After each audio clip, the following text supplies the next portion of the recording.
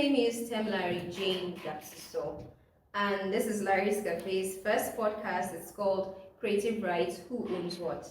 Now, what's going to happen is I'm going to be discussing different kinds of creative rights across different creative industries, and I'm going to also explain who owns what, well, which is very obvious from the title of the podcast.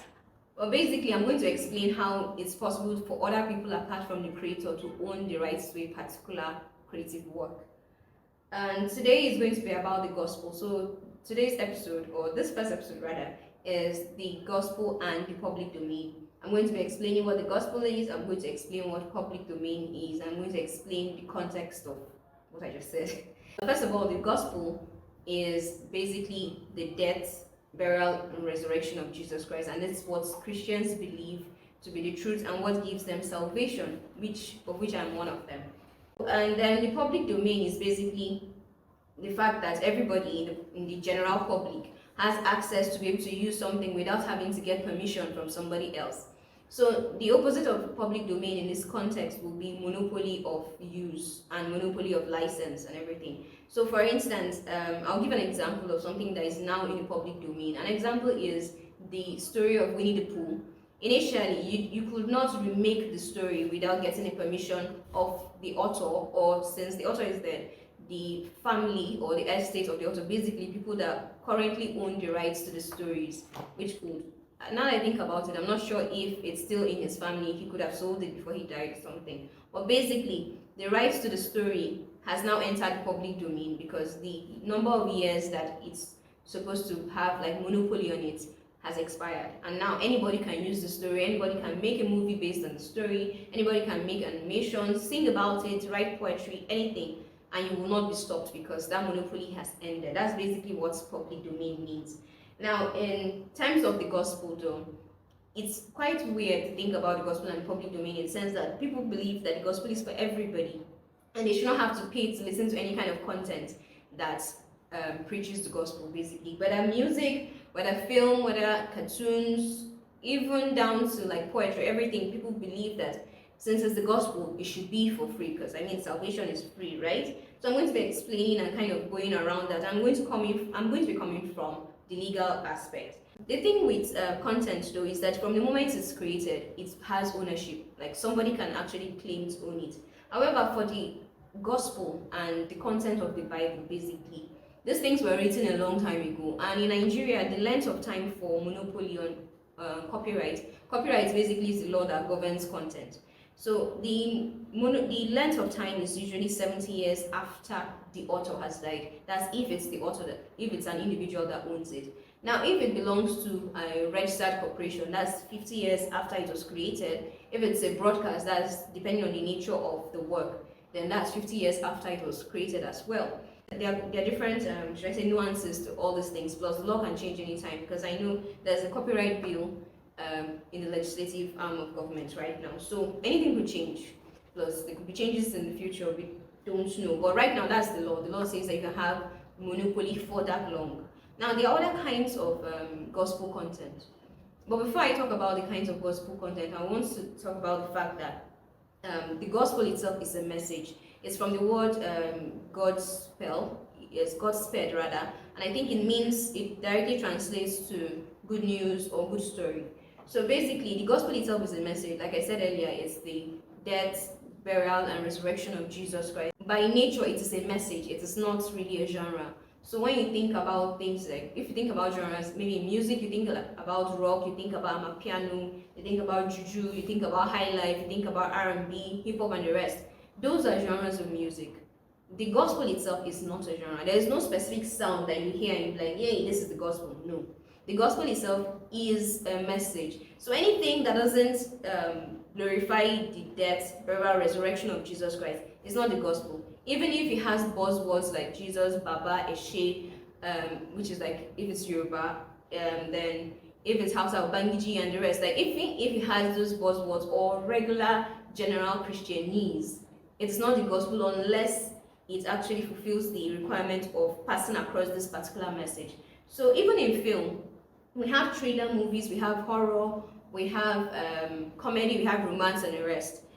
they can actually pass the message of the gospel through those movies, but if that message is not passed, it's not a gospel. It's not, sorry, rather, it's not a gospel content at all, even if it's comedy. If it doesn't pass across this message, or if it makes a mockery of this message, it is not gospel content. So when you think about yourself as, let's say, the most popular gospel content creators, a gospel artist. So if you think of yourself as a gospel artist, just know that that does not limit you to any imaginary, should I say, genre of music. So a lot of times, I remember in the early 2000s, a lot of gospel music was usually in whether reggae, it was usually mostly reggae or I think not electronic music, rock music rather, yes. So it was mostly we're listening to a lot of gospel music from places like Hillsong and the rest. And so everybody assumed, not everybody, but a lot of people assumed that gospel music had to sound a particular way for it to be called gospel. But no, that's a fallacy, like throw that away. However, there are popular ways that gospel music is being sung. You cannot take that away from people. But it is not a genre of music, so that's like really important. And even down to stories, there's also like in writing, when you write books, there's fiction, there's non-fiction. Both kinds of genres of writing can have the message of the gospel in them, but that does not limit the gospel to any kind of genre. The gospel can be in a historical novel, which is very popular. I think there are a lot of authors that use the gospel in historical stories. I can't think of any of them right now, but there's also like fantasy. There are different kinds of stories, but basically, as long as it pass the message of the gospel, you can call them gospel, but that does not mean it's a genre. And personally, I don't really like the idea of having gospel genre, like having gospel categories in any kind of awards. I feel like it's just simply a message. Some people pass across different kinds of messages. Some people pass across political messages in different kinds of genres of music. Some people pass across romantic messages. People have their own agendas. Everybody has their motives. The gospel is also an agenda. It's a motive. We want to spread it around to everybody. It's a message. And I feel that it should not be relegated to a class or a genre. It's kind of like boxing it in. It's almost like saying that if you're a gospel artist, your music can only sound in this ways. Or if it sounds really good, let's say as an Afrobeat song, then you can, if you only compete with people that pass the message of the gospel. I'll give an example. Let's say any Nigerian award show, you put the gospel in a particular what's it called, category, right?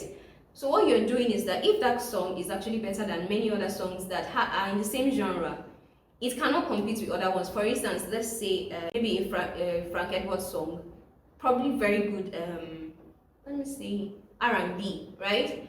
And it's only competing with other gospel songs that are probably not even in the same genre. It's probably competing with a juju gospel music or with an Afrobeat gospel music. Or no, I already said it's Afrobeat. So maybe like a rock gospel music, right? And let's say the rock gospel music probably has like a lot of good instrumental and it's probably even a live performance. Now that live performance song win over this one. Meanwhile, this Afrobeat song is probably better than another song that is in a secular genre, maybe for next rated artists or something else. So basically, I feel it's very limiting, and we should remove that thing. The whole idea of boxing in gospel music as a genre is completely false. It's wrong. And this brings me to the next thing. There's this controversy when you perform, or rather, when you talk about or you are expressing gospel content. Is it a performance or is it ministration? Now, as a Christian, at the back of your mind, you should know that you are ministering because, like I said, the idea of the gospel, the message of the gospel has its motive. So the motive is to spread it, right? So if you have the motive of spreading the gospel through that particular content, then you are ministering. Now, calling it a performance, it feels like as if you're degrading the sacredness, in quotes, of that particular content. But I feel it's just terminologies, you get. However, there are a lot of things that are tied to these terminologies that cause controversies to come, and that's usually this issue of whether people should pay to be able to get this thing. Most times in music, the idea is if it's a gospel music concert, people should be able to come in free. Or if it's a secular music concert, people should have to pay through their nose or just basically have to pay tickets, buy tickets to be able to come in and enjoy this thing. So now the idea is the gospel we want to spread, right? And whether we like it or not, when you give people stuff for free, this is like a fundamental truth. When you give people stuff for free, you don't value it as much as when they have to work for it. But does it mean that we're trying to sideline people that cannot afford these things? No. So there are a lot of gospel content out there that are free, yes. However, there is nothing wrong in creating gospel content and putting it up for sale. Most times, it's usually the act of putting in the fixed form you're trying to pay for. So, for instance, you get a hall, let's say it's a concert, you get a hall, you get sound, you get lights, you get a stage, you get probably even costumes, the musical instruments, and we know that a lot of gospel artists in this country put in a lot of work when it comes to their live performances. So with all these things don't pay for themselves. You have to actually pay for them, and most times the only way to recoup this money is by getting people to pay tickets to be able to enjoy these things. However, there's a lot of gospel music out there for free. I noticed that a lot of gospel artists volunteer on their own to upload their music on sites that are not, that you don't have to pay money to stream. So a lot of them actually put it up for free. However, I feel that it's very important for you to be able to pay for these things, because the only way they can be able to go back and make these things again is if there's money from the first one in the first place. So this is very important. So if being a performance does not mean it's not administration, because administration is just simply the impact and the message that is being passed while the music is being performed, in quotes. However, back to the point of this podcast episode, which is the gospel and the public domain, and the question that this podcast series is answering: creative rights, who owns what? Gospel music is owned by the person that sang the song, which is very clear. Now, this is what the law says. It says that for a song to have copyright, like I mentioned earlier, copyright is basically the right that governs all content in Nigeria. So for a song to have copyright protection, it needs to, first of all, be original, and secondly, to be put in a fixed form. So now, if you have a song and you record it, that's a fixed form, so it has copyright protection. So it's that fixed form, that recording, that actually has the protection, but it also protects the lyrics, and it protects like many other aspects of the fixed form. Yeah. But the tricky part though is the lyrics, the words, because most times we get a lot of gospel content from the Bible, and most people, Christians all over the world, read the same Bible, right? And we're getting the same content, and we're like creating, or rather, we're getting the same words, and we're creating content out of them. So now, the Bible itself, you cannot claim copyrights to the lyrics, the words in the Bible, because first of all, it's in the public domain. It has been in public domain longer than any copyright law was created. So you can't even use the idea of monopoly of dates, like saying that, okay, 70 years like Nigerian law says, or anything like that. And more importantly, the Bible rather, is the compendium of books. It's basically many books, 66 books put together into one book. So if you want to talk about the issue of copyright, you have to mention the fact that it's owned by 66 different authors, or not necessarily 66 different authors, but like many different authors, because some authors wrote more than one book in the Bible. So when you think about that, you have to realize, okay, even if there's going to be a conversation of the ownership of the Bible, or like the words in the Bible, the conversation cannot be had today by anybody alive right now. So that's like, let's just dead that part.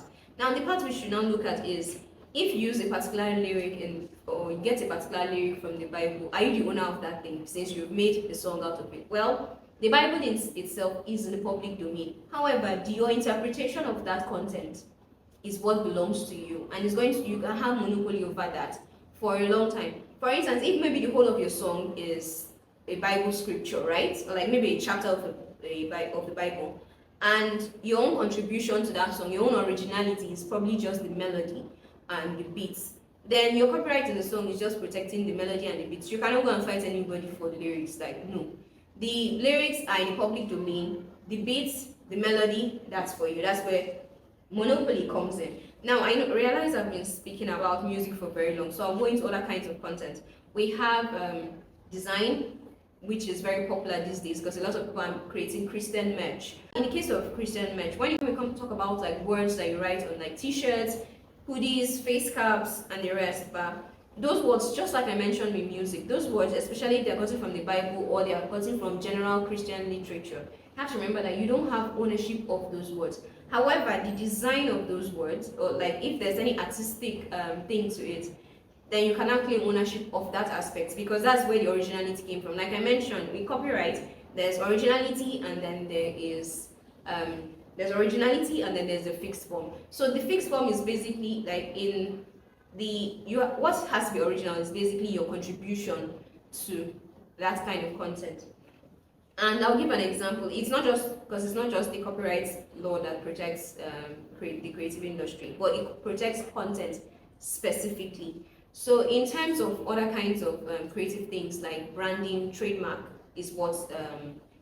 law is what protects that. So if, for instance, is the brand logo or the brand colors, and in case of designs, if it's like a particular color of shirt, or let me use this famous red sole that's I forgot the name of the brand. I'm not very good with brand names, but basically everybody knows that if you see the shoe has an underpart and it belongs to a particular brand, so if you have something similar, if you have a similar element in your own design, you can claim that. But when it comes to details of the gospel that introduced in your stuff, then you have to realize that that introduction, that thing has been introduced into your creation, you don't have any form of monopoly over that particular element, or you can claim monopoly over the other elements. So in terms of trademark, for instance, if you create your own font, if you're the person that creates your own font, if you create a new font and you're writing random scriptures in that font, maybe on a t-shirt, then you can now say that you have the rights to that particular, like you can now register it as a trademark. But what you're registering as a trademark is not necessarily the words, but the design and everything. However, trademark law is also a bit tricky in the sense that if the word is unique and it passes all the tests and requirements of the trademark registry, then you can actually register that word and actually have sole ownership to be able to use the word. However, trademarks are registered in classes. So for instance, you are registering it to use commercially in a particular class, let's say education, then in any form of education, you can use it and you have complete monopoly. But if somebody else is using it to make, let's say, electric things and is like using it as a brand name for an electric company, then that's like out of question. You don't have monopoly in that particular aspect. Then basically, like if you have to ask yourself who owns what, you have to ask where it's coming from. So who owns what exactly? Is it the elements you got from the Bible? Is it the elements you got from Christian literature? Or is it what the elements that you introduced into it? So the owner of it is, if it's the elements from the Bible, then the owners are the public, like the general public owns it. That's what we call public domain. But if it's an element that you introduce yourself, then you can now say that's where monopoly comes in.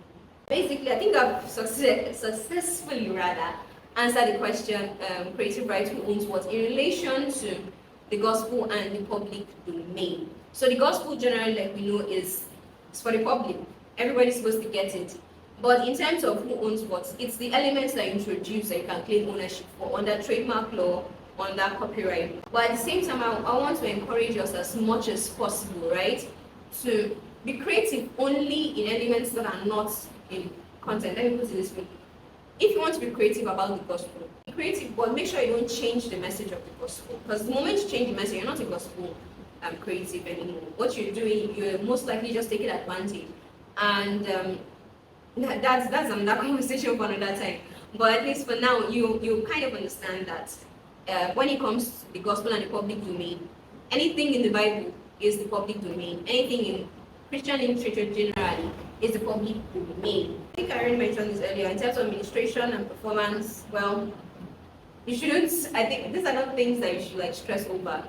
As long as you know what you're doing is original, you put in a fixed form, and it doesn't go against Christianity and what it teaches. So thank you for listening to my podcast. Thank you for listening to me talk and talk and talk.